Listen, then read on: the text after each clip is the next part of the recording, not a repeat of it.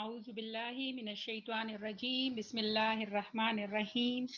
First year کے طلبہ و طالبات کو اردو کی آن لائن کلاس میں خوش آمدید۔ اس امید کے ساتھ کہ آپ بہترین صحت کے ساتھ ہوں گے۔ آج اردو آن لائن کلاس میں ہمارا 16واں لیکچر ہے۔ اس سے پہلے کے لیکچر میں ہم نے ابن انشا کا سفر نامہ پڑھنا شروع کیا تھا، جس میں وہ ایران کے اہم شہر رکن آباد اور شیراز اور رکن آب وغیرہ اور رکن آباد کا جو ہے وہ ذکر کرتے ہیں اور اس کی سیر کا حال جو ہے وہ بیان کرتے ہیں۔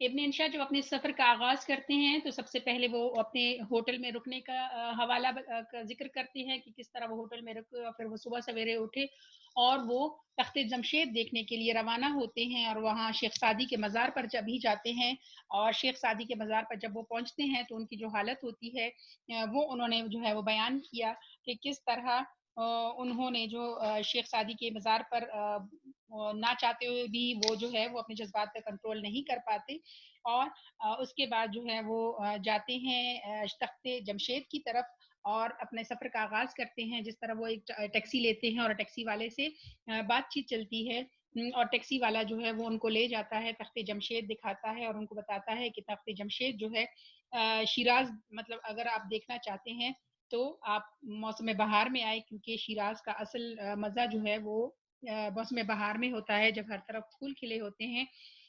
اور پھر جب تخت جمشید پر وہ پہنچتے ہیں تو ہم جو ہیں اب وہاں سے آغاز کریں گے آپ کے پیج نمبر 88 پر، کتاب کے پیج نمبر 88 پر ہمارے پاس موجود ہے۔ آج ہم یہاں سے پڑھنا شروع کریں گے کہ کس طرح مصنف جو ہے وہ اپنے دوستوں کے ساتھ پہنچتا ہے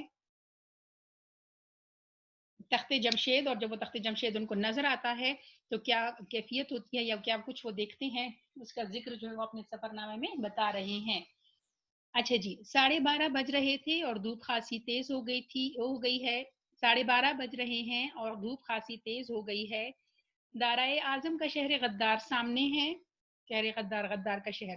حد نظر تک محلوں کے خرابے اور ستونوں کی قطاریں نظر آتی ہیں۔ خرابے، تباہ شدہ ستون یا تباہ شدہ جو علاقے ہیں وہ نظر آ رہے ہیں۔ 2500 سال پہلے یہی تیسرے دارا اور سکندر اعظم کی فوجوں کا لڑائی ہوئی، آمنا سامنا ہوا۔ سکندر اعظم یہ یونانی بادشاہوں کے لیے جو ہے وہ استعمال ہوتا تھا، اور دارا جو ہے یہ بھی بادشاہوں کا ایک سلسلہ تھا جس میں پہلا دارا، پھر دوسرا، تیسرا دارا، یعنی وہ مختلف بادشاہ تھے لیکن ان کے نام کے ساتھ دارا لگایا جاتا تھا۔ تو وہ کہہ رہے ہیں کہ یہیں پہ جو ہے اس علاقے میں ان کا ایک دوسرے کے آمنا سامنا ہوا، لڑائی ہوئی اور دارا زخمی ہو کر اسی جگہ کھیت رہا تھا۔ یہاں اب پیپسی کولا کا سٹال ہے، یہیں پر وہ چھپ گیا تھا اور یہاں پہ اب وہ ایک سٹال لگا ہوا ہے۔ پیپسی کولا تو ایک طرف اس وقت اس غریب کی منہ میں کوئی پانی چنوانے والا بھی نہ تھا، یعنی کوئی اس وقت جس زمانے میں یہ لڑائی ہوئی تھی اس وقت وہ کہہ رہے کہ ہو سکتا ہے اس کے منہ میں کوئی پانی ڈالنے والا بھی نہیں ہوگا، یہ جگہ اتنی ویران تھی۔ یہ جو امریکی ایمبولینس یہاں کھڑی ہے بہت بعد میں پہنچی اور شیراز کا مشہور نمازی ہسپتال میں کوئی 2500 سال دیر سے بنا، اور شیراز کا مشہور نمازی ہسپتال بھی کوئی 2500 سال بعد، یعنی 2500 سال بعد میں جا کر وہ ہسپتال جو ہے وہ بنا ہے۔ یعنی وہ یہ بتا رہے کہ وہ یہاں پہ اس وقت جب دارا کے ساتھ لڑائی ہوئی تھی تو اس وقت کوئی ایسی چیز موجود نہیں تھی، نہ کوئی قریب کا کوئی جو ہے، جیسے اب وہاں پہ اسپتال نظر آ رہا ہے یا پیپسی کا سٹال نظر آ رہا ہے، تو وہ کہہ رہے ہیں کہ یہاں پہ ایسی چیزیں اس وقت نہیں تھی، یہ بہت بعد میں بنی ہیں۔ دارا سے بھی ہماری ملاقات پرانی ہے، اس زمانے میں ہم اسکول کے ابتدائی جماعتوں میں پڑھتے تھے، یعنی سب سے پہلے جب دارا کا نام سنا تو اسکول کے ابتدائی جماعتوں کی کتابوں میں سنا۔ سکندر اعظم کے ہاتھوں دارا کی شکست اور تباہی کا حال پڑھ کر چندہ افسوس نہ ہوا، کیونکہ سکندر اعظم کو ہم مسلمان سمجھتے تھے۔ سکندر اعظم کا نام سنتے ہی ہمارے ذہن میں آتا ہے کہ یہ شاید مسلمان بادشاہ تھے، لیکن یہ اصل میں یونانی بادشاہ مطلب گزرے ہیں۔ سکندر اعظم پر ہی کیا موقوف جتنے ناموں میں فے، قاف، غین، زوے وغیرہ آئے وہ ہندو تو بہرحال نہیں ہو سکتے، مثلاً فیلقوس، ارسطو، افلاطون، فیثاغورس، سقراط، بقراط اور ان دونوں ہمارے نزدیک، اور ان دنوں ہماری نزدیک قومیں فقط دو تھی، ہندو اور مسلم. یعنی وہ یہ کہہ رہے ہیں کہ ہم چونکہ بچے تھے تو ہمیں نہیں پتا تھا کہ یہ جو نام آ رہے ہیں یہ کون ہے. ہم تو صرف یہ سمجھتے تھے کہ یا تو لوگ مسلمان ہوتے ہیں یا پھر ہندو ہوتے ہیں. لہٰذا جو اس طرح کے نئے نام آتے تھے تو ہم کہتے تھے یہ مسلمان ہے اور یہ جو ہے وہ ہندو ہے. ان میں سے ارسطو، افلاطون، ان سب کے نام سن کے وہ کہہ رہے ہیں کہ ہمیں لگتا تھا کہ بس یہ سارے مسلمان ہیں اور یہ سارے جو ہیں ہمیں ان سے ایک طرح کا انس ہوتا تھا، ایک طرح سے محبت ہوتی تھی. افسوس ہوتا تھا کہ اسکندر دریائے بیاس کے مغربی کنارے سے کیوں لوٹ گیا. ہمارا گاؤں بیاس کے مشرق میں کوئی زیادہ دور تھوڑی تھا. اے آمدنت بسائے آبادی ماں کہ آپ کا آنا میرے لیے خوشی کا باعث ہے. وہ کہہ رہے ہیں کہ اس وقت ہمیں لگتا تھا کہ شاید ہمارا گاؤں بیاس جو علاقے کا ذکر ہے کہ جہاں سے سکندر اعظم لوٹ گیا تھا، وہ کہہ رہے ہیں کہ ہم چونکہ بچے تھے تو ہم یہ سمجھتے تھے کہ ہمارے قریب ہی تھا، یہاں پہ آ جاتا تو اس کی خوشی، اس کا آنا ہمارے لیے باعث خوشی تھا. یہ جو مصرع ہے، یہ جو الفاظ ہیں، یہ فارسی کے ہیں اور اس کا معنی ہے آپ کا آنا میرے لیے خوشی کا باعث ہے. یہ جو چٹانوں کا سلسلہ تخت جمشید کے پس منظر میں نظر آتا ہے کوہ رحمت کہلاتا ہے. تخت جمشید کو جمشید کیوں کہتے ہیں؟ کوہ رحمت میں رحمت کی کیا بات ہے؟ اور وہ جو ہم نقش رستم دیکھنے جائیں گے اس سے رستم کا کیا تعلق ہے، یہ کوئی نہیں بتا سکتا. یہی کہیں تخت جمشید سے 100 سال پہلے سیروس اعظم کا بنا کردہ شہر پاز رکات تھا اور انہی نواحات میں استغرض کی آبادی تھی. استغر تو عہد اسلام استخر تو عہد اسلام میں کئی صدیوں تک مشہور رہا. اب یہ تینوں شہر محض خرابے ہیں، یعنی کوئی نہیں بتا سکتا کہ ان کے ناموں کی وجوہات کیا ہے.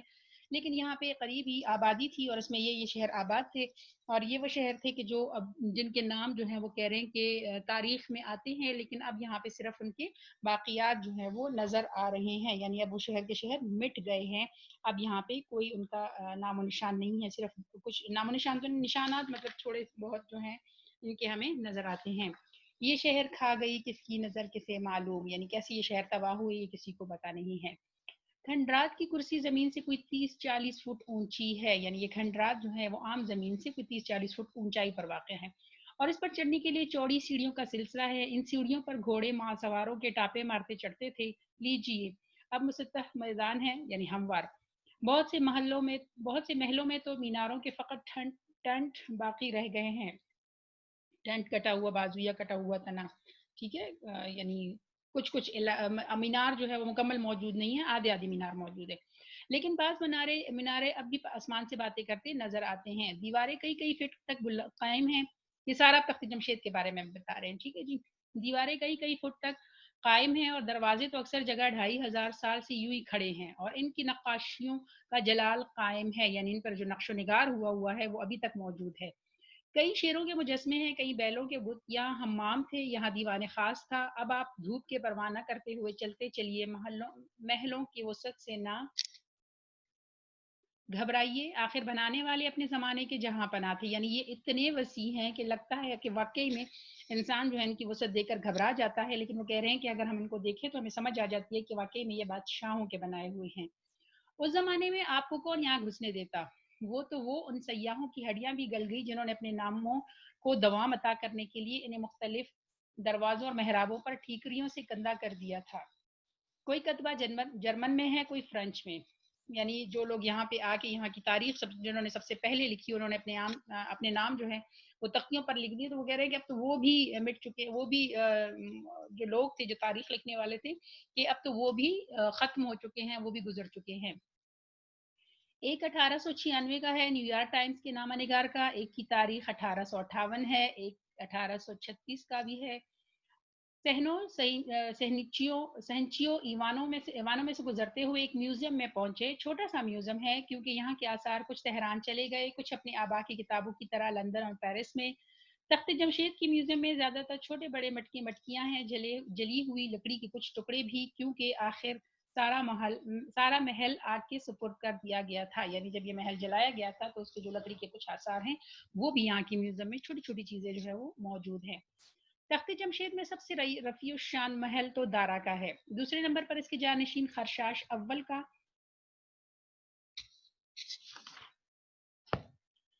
अपादमा के 13 सुतून अभी बाकी हैं और महल के मशरकी जीने पर शाह मुअज्जम की खिदमत में 28 कौमों के लोगों के नजरें लाते देखा।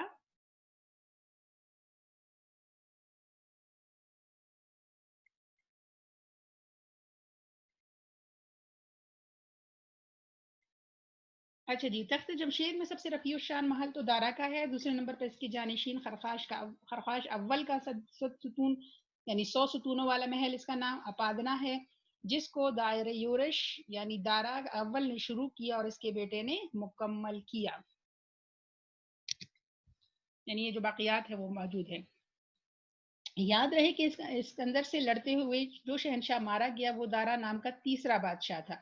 इस तरह कई बहराम हुए हैं और कई खरखाश, यानी ये इनके असल में जो नाम होता था ना, फिर वो अपने सारे बादशाह अपने नाम के साथ लगा लेते थे एक अलामत के तौर पर, या हम कह सकते हैं ये बादशाही नाम होता था। तो वो कह रहे हैं कि इस नाम के काफी लोग जो है वो गुजरे हैं।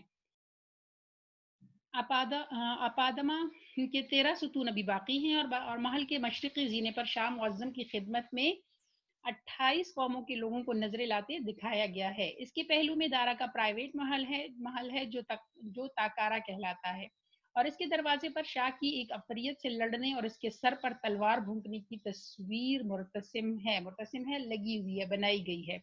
यानी तारीख जो है वो भी हम कह सकते हैं कि दीवारों पे जो नक्शे बने हुए हैं उनसे हम उनका अंदाजा लगा सकते हैं।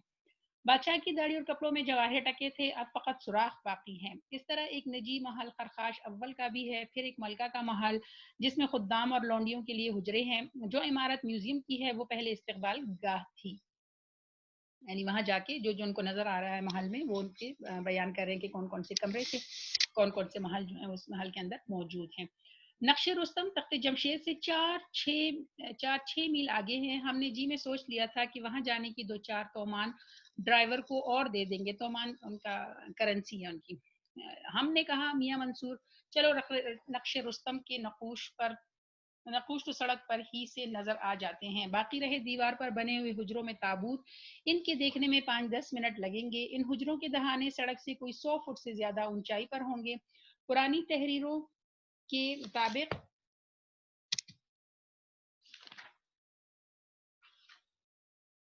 वहां रस्सों से चढ़ते थे, यानी ये इतनी ऊंचाई पर थे कि लोग यहाँ पर पहुंचने के लिए रस्सियों के जरिए जो है वो चढ़ा करते थे, और देखने के लिए यहाँ पे जब लोग आते थे तो रस्सियों के जरिए ऊपर जाया जाता था। ताबूत भी यूं ही खींचे गए थे। अब एक तंग गोल जीना लोहे का लगा दिया गया है, यानी अब जो है वो सीढ़ियां बना दी गई हैं लोहे की, जो जिसके जरिए लोग जो है वो ऊपर जा सकते हैं।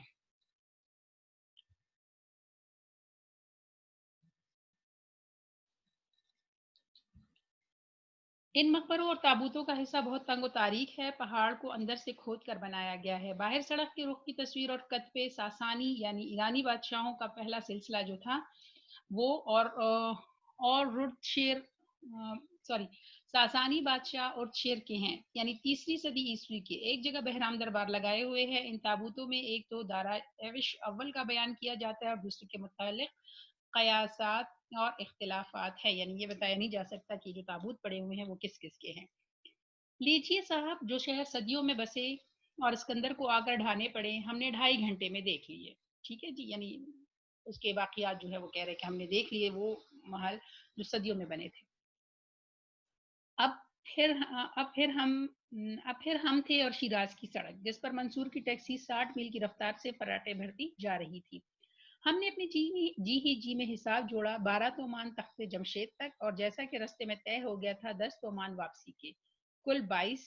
नक्शे रुस्तम तक जाने के 2-3-4-5 समझ लीजिए, शहर से हवाई अड्डा दूर नहीं, 2-3 इसके भी, गोया 30 तोमान। चलिए, मंसूर भी खुश हो जाएगा, लेकिन के अपने तरफ से उन्होंने खुद से ही हिसाब लगा दिया कि अगर हम इसको इतने पैसे दे दें तो ये जो टैक्सी ड्राइवर है ये खुश हो जाएगा, और वो जो यानी उसकी कीमत जो है वो हम अदा कर देंगे।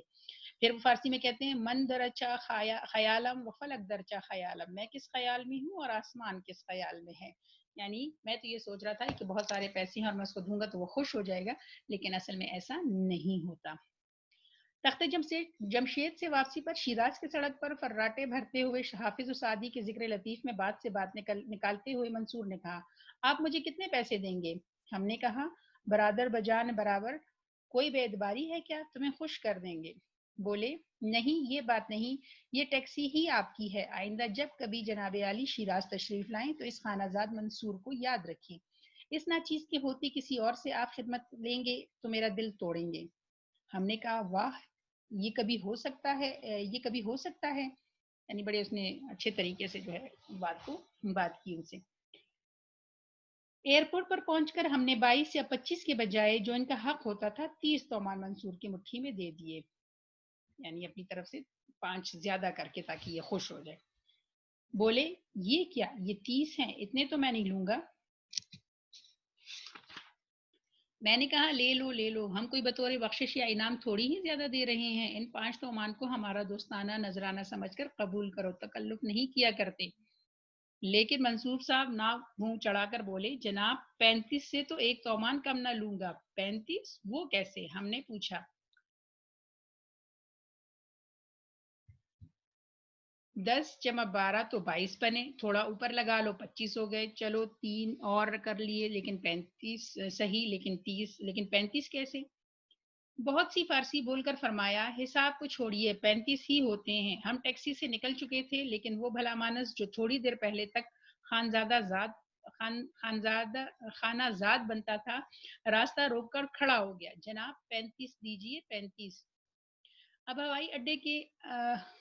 ہوائی اڈے کے حمال اور دوسرے بے فکر تماشائی آن جمع ہوئے، ان سے فریاد یا استغاثہ کیا کرتے؟ منصور ہم سے اچھی اور تیز فارسی بولتا تھا۔ ممکن ہے ہم مقدمہ جیت بھی جاتے، لیکن اصفہان کا جہاز ضرور چھوٹ جاتا، یعنی اتنا ٹائم لگ جاتا اس سے بحث میں کہ جہاز کے اڑ جانے کا خدشہ تھا۔ بس ہم نے کہا لو میاں 35 تومان، قربانت شوم، یعنی اب زیادہ شور نہ کرو، تم تو کہتے تھے ٹیکسی آپ کی ہے، یعنی آپ کا قربان جاؤں، تم تو یہ کہتے تھے۔ منصور نے نہ ہمارے سلام کا جواب دیا نہ کوئی اور بات کی، ٹیکسی لے جا یہ جا وہ جا۔ اچھا جی، یعنی اس کو بھی غصہ آ گیا، اور اس سے پہلے جو خوش اخلاقی کا مظاہرہ کر رہا تھا وہ سارا کا سارا دھرے کا دھرا رہ گیا۔ اچھا جی، اب یہ ابن بطوطہ کے تعاقب سے جو ہے یہ سفر نامہ لیا گیا ہے، یہ سفر نامہ ہمارا ختم ہوا، اس کی مشغلتی سے دیکھ لیتے ہیں۔ پہلا سوال ہے مصنف سحرخیزی کے بارے میں کیا کہتا ہے؟ ان کے بارے میں یہ کہتا ہے کہ ان لوگوں پہ ہمیں رشک تو خیر کبھی نہیں آیا، تعجب ہمیشہ ہوا کہ جو شخص جو صبح اٹھ بیٹھتے ہیں، چرند پرند کی اور بات ہے، انسان کا اتنے سویرے اٹھنا کبھی ہماری سمجھ میں نہیں آیا۔ صبح کی ٹھنڈی ٹھنڈی ہوا میں لحاف کے اندر جو مزے غنودگی کے میں ہوتے ہیں، جو مزے کی غنودگی ہوتی ہے، اس کا لطف صبح اٹھنے والے بے نصیب کیا جانے۔ دوسرا سوال ہے حافظ کے مزار پر ان کے دیوان کا نسخہ کیوں رکھا جاتا ہے؟ یہاں پر حافظ کے مزار پر ان کے دیوان کا نسخہ جو ہے وہ فال نکالنے کے لیے رکھا جاتا تھا۔ شیخ سعدی کے مزار پر مصنف کی کیا کیفیت ہوئی؟ جب مصنف جو ہے وہ شیخ سعدی کے مزار پر پہنچے تو وہاں کے حلقے کے اندر داخل ہوتے ہی طبیعت ایک عجیب سرور سے آشنا ہوئی، یوں لگتا تھا کہ ذرہ ذرہ دامن کشا ہے۔ جب مزار سے عورتیں رخصت ہو گئی، ہم بھی فاتحہ کے لیے بڑے، مصنف کہتے ہیں، لیکن جانے کیا ہوا، مان جی بھرائے اور ہم نے فاتحہ کے لیے ہاتھ اٹھائے تو آنکھوں سے اشکوں کا سیلاب روا تھا، جتنا ضبط کرنے کی کوشش کرتے تھے سیلاب اور امڑتا تھا۔ ڈرائیور منصور کے انگریزی کے بارے میں مصنف نے کیا مثال پیش کی؟ ڈرائیور کا نام منصور تھا اور اس نے دعویٰ کیا تھا کہ مجھے تھوڑی انگریزی بھی آتی ہے۔ یہ دعویٰ اس کے ہم نام منصور کے دعوی عناء الحق سے بھی زیادہ مبالغہ آمیز تھا، کیونکہ اصل میں اسے صرف ایک لفظ آتا تھا یس، اور اسے وہ مسلسل و متواتر استعمال کرنے پر مصر تھا۔ ہم فارسی میں لمبی چوڑی گفتگو کرتے اور وہ یس کہہ کر فارغ ہو جاتا، گفتگو کم و بیش یوں رہی، یعنی پھر وہ انہوں نے بتایا ہے کہ کس طرح کی گفتگو جو ہے وہ اس میں تھی۔ دارا اور سکندر کون تھے؟ اگلا سوال جواب اس کا ہے دارا ایران کا مشہور بادشاہ تھا جس کی سلطنت کی حدیں بہت وسیع تھی، جبکہ سکندر اعظم 323 تا 350 قبل مسیح مقدونیہ یعنی یونان کا حکمران تھا۔ سکندر اعظم نے ارسطو جیسے استاد کی صحبت پائی۔ سکندر اعظم نے ایران پر حملہ کر کے دارا کو شکست دی اور اس کو قتل کر کے اس کی سلطنت کا خاتمہ کر دیا تھا۔ اگلا سوال ڈرائیور منصور اور مصنف کے درمیان کرائے کا کیا معاملہ پیش آیا؟ مصنف نے واپسی پر دل ہی دل میں حساب لگایا کہ جب ڈرائیور کو کل 30 تومان دے دوں گا تو ڈرائیور منصور انہیں شکریہ کے ساتھ قبول کر لے گا، لیکن منصور 35 رہنے پر بضد تھا، اس لیے مصنف کو 35 تومان ہی ادا کرنے پڑے، جس پر منصور شکریہ یا خداحافظ کہے بغیر چلا گیا۔ چنانچہ مصنف کو اس لیے بھی ادا کرنے پڑے کیونکہ وہ جہاز سے لیٹ ہو رہا تھا اور جھگڑے فساد کے موڈ میں نہیں تھا یا اس میں ان کا جہاز جو ہے وہ نکل جاتا۔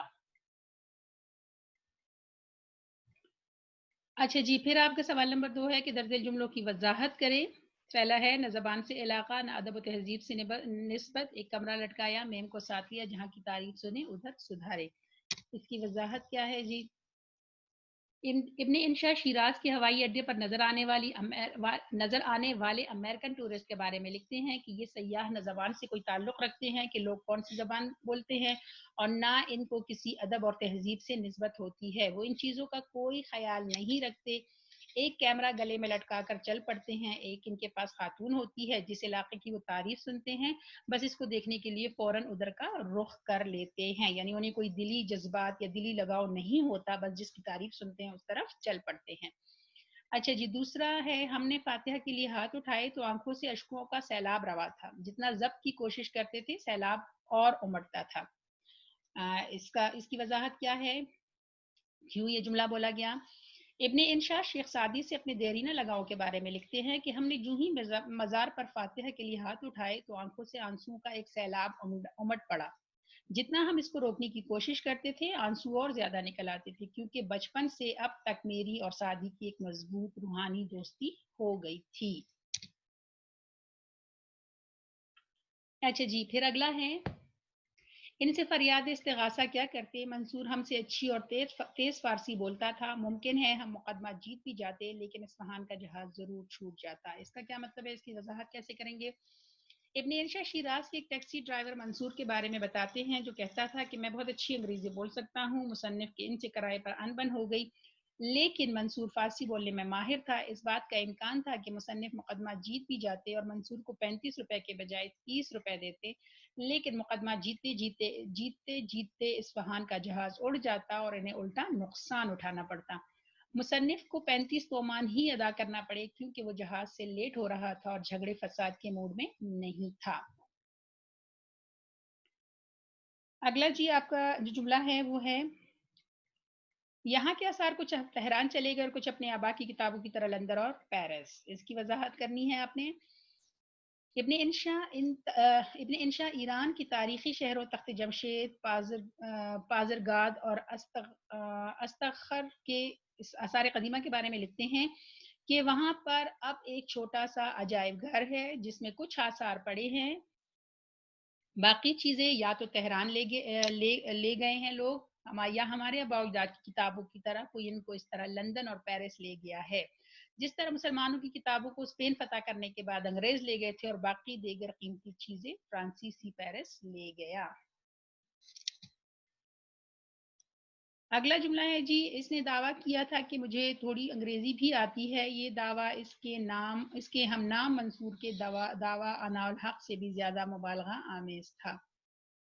مصنف کا جو ٹیکسی ڈرائیور ملا تھا اس کا نام منصور تھا اور اس نے دعویٰ کیا کہ اسے تھوڑی بہت انگریزی بھی آتی ہے۔ ان کا یہ دعویٰ اتنا جھوٹا تھا جس طرح کا دعویٰ منصور حلاج نے حجاج بن یوسف کے زمانے میں کیا تھا، یعنی عناء الحق میں خدا ہوں۔ اس نعرے پر حجاج نے اسے موت کے گھاٹ اتار دیا تھا۔ منصور نے یہ دعویٰ کیا تھا عناء الحق میں خدا ہوں، لیکن بعد میں جب اس پر تحقیق کی گئی تو اس کا یہ نعرہ جو ہے یہ ہم کہہ سکتے ہیں کہ اس طرح کا پھر بعد لوگوں پر اس کی وضاحت ہوئی کہ اس کا مطلب یہ ہوتا تھا کہ میرے اندر جو ہے وہ یعنی خود کو پا لینا اللہ کو پا لینے کے برابر ہے۔ یہ وہ اس انداز میں وہ یہ جملہ کہتا تھا عناء الحق، لیکن جب اس نے کہا کہ میں اللہ ہوں تو اس کو ظاہری بات ہے جب لوگوں نے سنا تو پھر اس کو پھانسی کی سزا دے دی گئی تھی، اس کو موت کی سزا سنائی گئی تھی، لیکن اصل میں اس کا مقصد یہ تھا کہ وہ یہ کہا، اس کا جو کہنے کا مقصد تھا وہ یہ تھا کہ انسان کے اندر خدا موجود ہے۔ ہر انسان جب اپنے آپ کو پہچان لیتا ہے تو وہ اپنے رب کو پہچان لیتا ہے۔